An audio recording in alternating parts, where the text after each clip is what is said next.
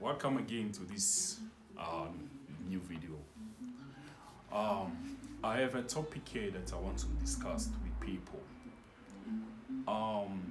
The question, or my question is, when we go to church, do or does our expectations meet God's expectations or not? Why am I saying this? Where did I get my inspiration or this topic from?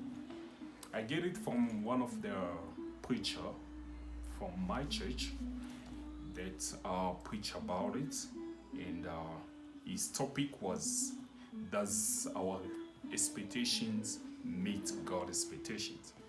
So that's where I get my inspiration, and then I'll take it as the topic of my video. Yeah. So why do I say that? Check well when we go to church. What do we do? As we go to church, we have expectations that we go to church. We have things that we go to church to expect that God is gonna do for us in our lives. We all have our expectation, one way or the other.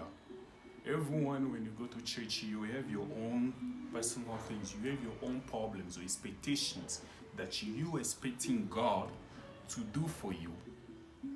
But the question is, does those expectations that we have, does it make or does it match God's expectations? Because most of the time we always cry what God can do for us. But the question should be, what can we do for God? That's where the problem is.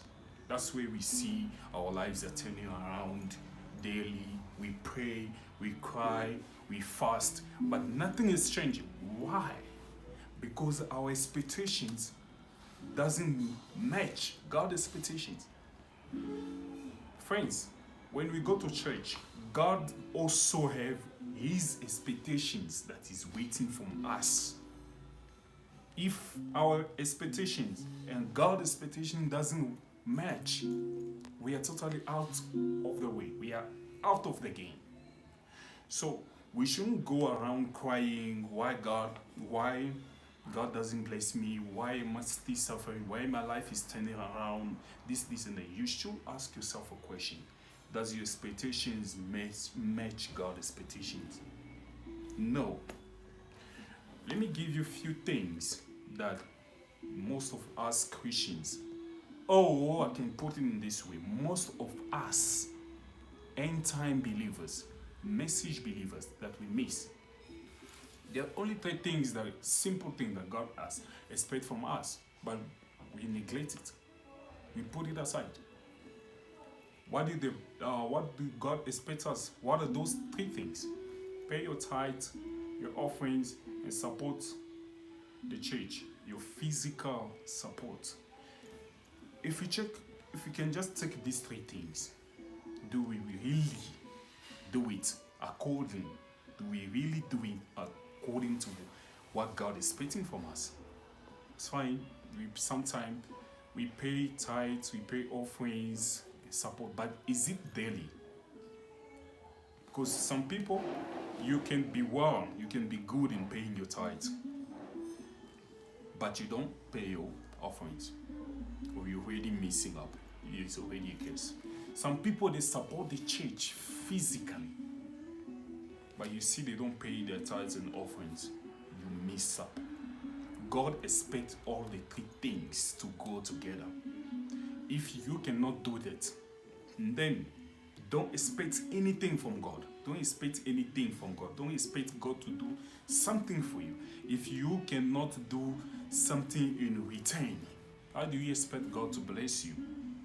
Because if we check well, God always do something for us each and every day of our lives.